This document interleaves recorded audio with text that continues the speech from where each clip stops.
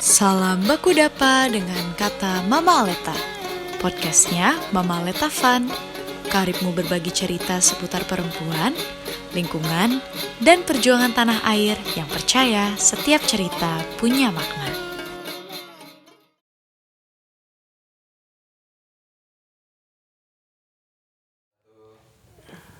Halo sahabat kata Mama Aleta, selamat malam.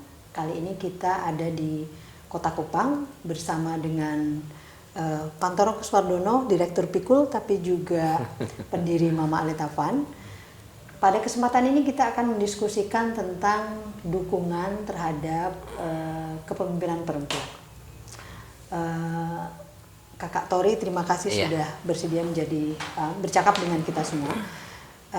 Ada 3 pertanyaan yang ingin kita percakapkan hari ini. Yang pertama itu, apa sih sebenarnya tantangan utama menjadi perempuan pemimpin di komunitas itu? Ya kalau sekarang kemudian sebetulnya kan begini ya, ada lewat sebuah proses yang panjang. Perempuan kan kemudian menjadi warga kelas 2 ya di urusan kepemimpinan. Jadi yang kemudian orang menyebutnya sebagai budaya, tapi sebetulnya di budaya ini juga kalau yang saya temukan di NTT ya, juga beberapa tempat ya lewat sebuah perjalanan yang cukup panjang bertahun-tahun begitu. Itu juga sebetulnya bukan budaya yang genuine datang dari komunitasnya, tetapi juga dia merupakan satu bentuk dari manifestasi kolonialisme Barat. Sejarahnya ya. Misalnya kayak di NTT ya, NTT misalnya kayak di Timor tempatnya Mama Aleta itu kan sebetulnya bisa dibilang perempuan tuh punya peran yang penting ya di dalam keluarga dan komunitas karena garis keturunan perempuan. Tetapi kemudian Belanda kan memperkenalkan apa yang disebut sebagai family ya, nama keluarga, nama marga begitu. Itu diperkenalkan oleh Belanda? Iya, Belanda yang memperkenalkan, karena dulunya kan nggak ada tuh.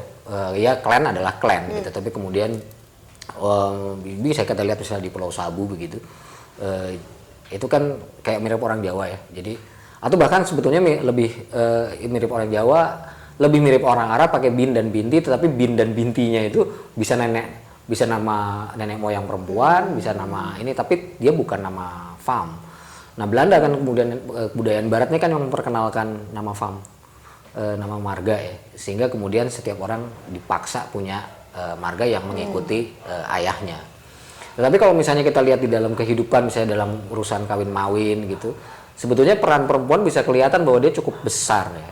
Ibu itu punya peran yang cukup besar, keluarga perempuan itu punya peran yang cukup besar, bahkan status Marita kan status bride giver, yang keluarga mempelai perempuan itu kan statusnya lebih tinggi dibanding itu di Timor.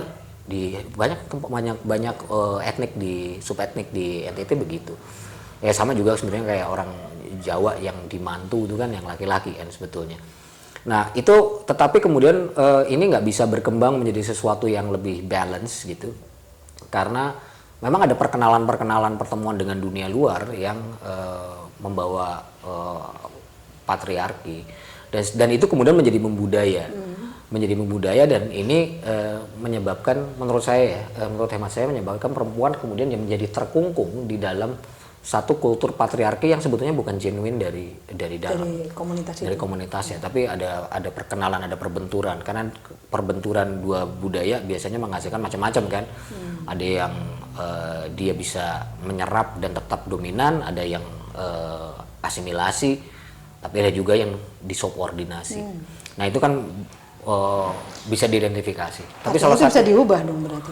Harusnya bisa diubah dengan kalau misalnya kita memang meletakkan pengetahuan perempuan lebih ke depan ya. Karena itu misalnya di dalam kerja kami ya, di luar OWAT ya, itu kan sebetulnya salah satu mendobrak itu kan orang bilang banyak gender mainstreaming gitu. Tapi menurut hemat kami sebetulnya apa yang saya coba gitu di beberapa tempat, Gender mainstreaming itu kurang bisa mendobrak. Jadi lebih baik gender fokus. Apa bedanya? Bedanya adalah kalau perempuannya, jadi perempuan tuh punya sesuatu yang memimpin, diberi kesempatan untuk memimpin sesuatu. Itu yang fokus. Fokus. Dimana kemudian laki-laki itu sifatnya lebih mendukung apa yang diagendakan oleh perempuan. Kalau gender mainstreaming? Gender mainstreaming kan ini program besar, terus kemudian perempuannya gimana caranya mempertimbangkan suara perempuan, gimana caranya supaya perempuan bisa, ya, tapi perempuannya tidak diletakkan sebagai leader. Nah, sasaran utamanya. Tapi kalau misalnya gender fokus kan, ya udah fokus aja, yang lain itu akan mengikuti, bernegosiasi dengan agenda perempuan. Jadi perempuannya kemudian diperkuat. Nah, balik lagi ke soal proses dominasi budaya dan lain-lain itu kemudian memang kemudian jadi serba ribet ya. Salah satu kasus yang kita alami lah di Kota Kupang di pesisir ya. Itu perempuan tidak mendapatkan bantuan atau mendapatkan fasilitasi dari negara sebagai mereka yang bekerja di sektor perikanan dan kelautan karena status mereka di KTP itu ibu rumah tangga. Bukan nelayan.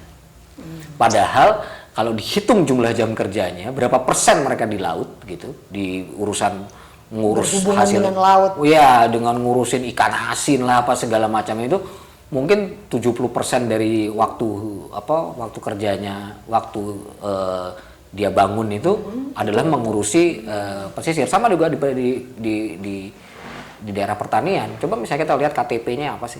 Dan ketika ibu rumah tangga. Dan ibu rumah tangga kemudian yang terjadi adalah programnya lebih banyak kemudian yang ngurusin pekarangan gitu. Karena ibu rumah tangga ya, domainnya pekarangan. Tapi kalau misalnya dia ngurusin hutan, ngurusin bentang alam yang lebih luas, karena dia statusnya adalah bukan ini, maka dia kemudian tidak punya peluang. Nah, ini salah satu yang menurut saya penting untuk didobrak ya. Status oleh negara. Status kepada perempuan. Dan perempuannya juga karena ini latihan administrasi ini kan latihan kedisiplinan yang entah dari zaman penjajahan ya dilakukan ya, bahwa kotak-kotaknya tuh sudah ada gitu. Jadi kalau ibu kepala keluarga harus laki-laki, kalau misalnya ibu tidak berpenghasilan lebih besar atau tidak ini langsung letakkan sebagai ibu rumah tangga. Padahal kalau misalnya di pedesaan, di daerah yang hidup di sumber daya alam, nggak mungkin tuh suaminya tuh berpenghasilan tanpa dibantu sama istrinya, walaupun dia bukan pekerja tak dibayar ya, karena kemudian ada model sharingnya berbeda macam-macam gitu. Tapi ini menurut saya ini salah satu tantangan utama ya, karena itu dia di dalam leadership jadi selalu terpinggirkan. Nah, kita harus mampu mengubah ini pertama dari perempuannya sendiri untuk menyatakan siapa sih mereka ya. Sebagai perempuan ya, misalnya di dalam urusan. Maksudnya menyatakan itu bagaimana? Ya kalau dia lebih banyak bekerja di laut gitu ya dia bilang aja bahwa saya perempuan nelayan gitu.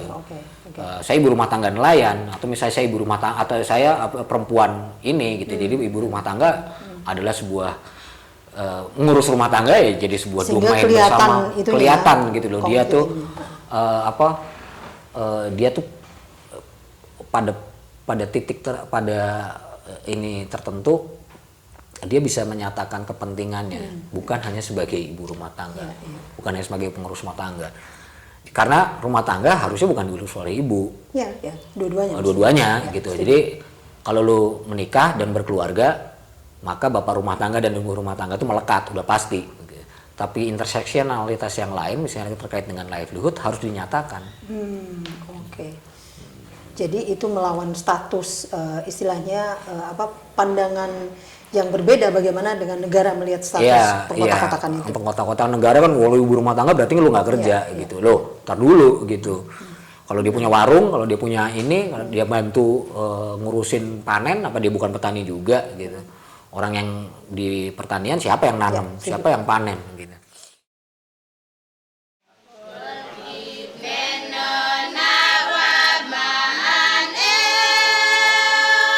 Semoga cerita tadi bernas. Kami undang kamu untuk mengusulkan topik podcast selanjutnya. Bye!